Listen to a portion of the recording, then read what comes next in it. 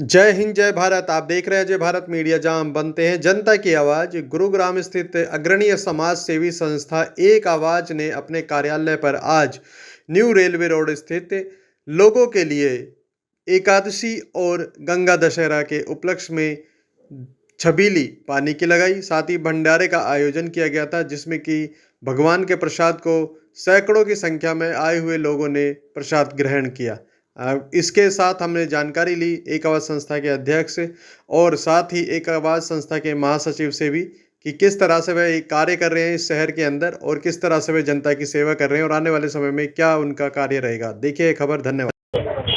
आज एक आवाज़ की तरफ से भंडारे का आयोजन और पानी की छबील लगाई गई है। 31 तारीख को हमारे हिंदू धर्म के हिसाब से निर्जला एकादशी है और 30 तारीख का जो साल में एक बहुत बड़ा पर्व है गंगा दशहरा, तो उसको देखते हुए हमारी एक आवाज़ संस्था परिवार की तरफ से हमारे बड़ों ने, संरक्षकों ने, हमारे चेयरमैन साहब ने, सबने मिलकर ये फैसला किया कि हम 28 तारीख को गंगा दशहरा के उपलक्ष्य में और अपने निर्जला एकादशी के उपलक्ष्य में भंडारा करेंगे। पहले करने के लिए कोई खास वजह?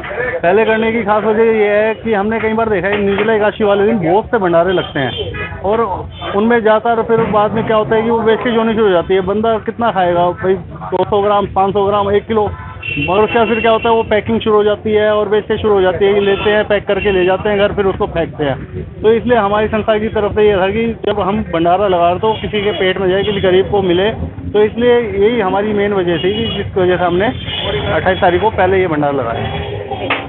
एक आवाज़ संस्था के कुछ कार्यों के बारे में बता दीजिए हमारे दर्शकों को जो नए दर्शक आए। एक आवाज़ संस्था निरंतर अपने कार्यों में लगी हुई है।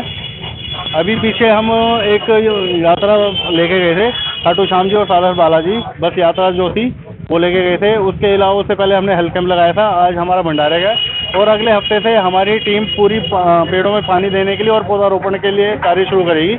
1 से 2 महीने लगातार हमारे अब पौधारोपण के ऊपर ही कार्य रहेंगे। वॉलंटियरी आपसे कोई जुड़ने जाए तो क्या कर सकता है? कोई भी अगर हमसे जुड़ना चाहता है तो संस्था का नंबर है 9577395778, 957778, उस पर संपर्क कर सकता है या मेरे निजी नंबर पे भी आप संपर्क कर सकते हैं और आप कभी भी मतलब कॉल करके हमारे साथ जुड़ सकते हैं। जय श्री राम जी, मेरा नाम विकास गुप्ता है। मैं एक आवाज़ संस्था का चेयरमैन हूँ और आज जो है हम भंडारे का आयोजन कर रहे हैं। भंडारा वैसे तो सब लोग निर्जला एकादशी पे करते हैं, लेकिन हमने निर्जला एकादशी पे ना करके हमने पहले करने का विचार बनाया है, क्योंकि उस दिन बहुत लोग होते हैं जो भंडारा करते हैं। तो हमने सोचा कि पहले भंडारा करना है तो 2 दिन पहले कर लेते हैं। यही हमारा उद्देश्य है। एक आवाज़ के द्वारा जो कार्य किए जा रहे हैं उनके बारे में क्या कहना चाहिए? एक आवाज़ संस्था जो है बड़े सराहनीय कार्य कर रही है। पीछे आपको याद हो तो हमने गरीब कन्याओं की शादी करवाई थी। पिछले 3 सालों से हम करते आ रहे हैं। पेड़ पौधे हम लगाते आ रहे हैं। तकरीबन हम जो है 15,000 पेड़ पौधे हम लगा चुके हैं और हमारा यही रहता है कि पर्यावरण के प्रति हम जो है पर्यावरण के प्रति हम जो है कार्य करें। दूसरा, हम हेल्थ चेकअप लगाया था और हमारा जो है कार्य रहता ही है कि भाई किसी ना किसी तरह हम जो है पब्लिकली सेवा करें, पर्यावरण को बचाएं। नमस्कार जी, मेरा नाम निशांत अलावत है और फिलहाल मेरे पास एक आवाज़ संस्था के महासचिव का दायित्व है। एक आवाज़ संस्था शुरू से ही जो हमारी शुरुआत थी वो पर्यावरण की सेवा से और सुरक्षा से हुई थी और उस कड़ी में हम निरंतर कार्य करते रहते हैं, चाहे पेड़ पौधे लगाना हो, चाहे पानी देना हो, चाहे जो हमारे लगाए गए पौधे हैं उनको पेड़ बनाना हो। उसके अलावा पिछले कुछ समय से, कुछ सालों से एक आवाज़ स्वास्थ्य के अंदर काम कर रही है। जो भी समाज उत्थान के, समाज हित के काम होते हैं, चाहे उसमें सामूहिक विवाह कार्य हो, चाहे आज जैसे हम एक भंडारे का आयोजन कर रहे हैं। इसके अलावा यदि हम चिकित्सा के बारे में बात करें तो निःशुल्क परामर्श और निःशुल्क दवा वितरण का हम कार्य कर चुके हैं और इसी कड़ी में निरंतर कुछ ना कुछ समाज को लेकर, समाज को जागरूक करने के लिए, समाज को एक नई प्रेरणा देने के लिए और समाज से प्रेरणा लेते हुए कार्य करने का एक आवाज़ निरंतर प्रयास करती रहती है। उसी कड़ी में आज जो हम भंडारा लगा रहे हैं, जैसे कि हमारे चेयरमैन और हमारे अध्यक्ष जी ने पहले बताया, तो ये एक कारण यह भी था कि एकादशी के दिन चावल का हम वितरण नहीं कर सकते, तो आज एक कढ़ी और चावल का प्रसाद है और उस दिन लगभग सारे शहर के अंदर हज़ारों ही भंडारे आने वाले हैं। तो हमने सोचा कि संडे का दिन है और सभी स्थानीय लोगों का निरंतर सहयोग और प्रयास रहता है कि संडे को कुछ ना कुछ एक आवाज़ संस्था कार्य करे। तो आज का ये कार्यक्रम है और भविष्य में आने वाले जो कार्यक्रम है हमारी भविष्य की रूपरेखा हमें ये बतलाती है कि हम चिकित्सा के क्षेत्र के अंदर हमारी कोशिश ये हम हर 3 महीने के अंदर एक निःशुल्क स्वास्थ्य का, परामर्श का और दवा वितरण का हम कार्य करेंगे। और जो पेड़ पौधों की सेवा है वो निरंतर जारी रहती है। अभी ऊपर वाली कृपा से अभी बारिश हो गई, नहीं तो हम निरंतर पेड़ पौधों को पानी भी देते रहते हैं और अभी आने वाले समय में हम नए पेड़ पौधे लगाने की रूपरेखा भी बना रहे हैं। पेड़ पौधे जो आप लगाते हैं उसमें जो पानी की व्यवस्था होती है, जैसे बारिश का पानी होता है ऑलमोस्ट वो बह जाता है जी। क्या ऐसा कुछ आप कर सकते हैं जिससे कि वो पौधों में चला जाए वो पानी? देखिए, निरंतर सेवा करने का जो कार्य है उस कड़ी में एक पौधे के चारों तरफ जो हम पेड़ पौधे लगाते हैं, जब उनको पेड़ बनाते हैं, एक क्यारी बनाने का प्रयास रहता है। उसमें खाद डालने का भी कार्य होता है, क्योंकि अभी बहुत गर्मी का समय है तो इस समय तो हम खाद नहीं डालते हैं, लेकिन जब ठंड का समय आएगा तो उस समय हम खाद भी डालेंगे।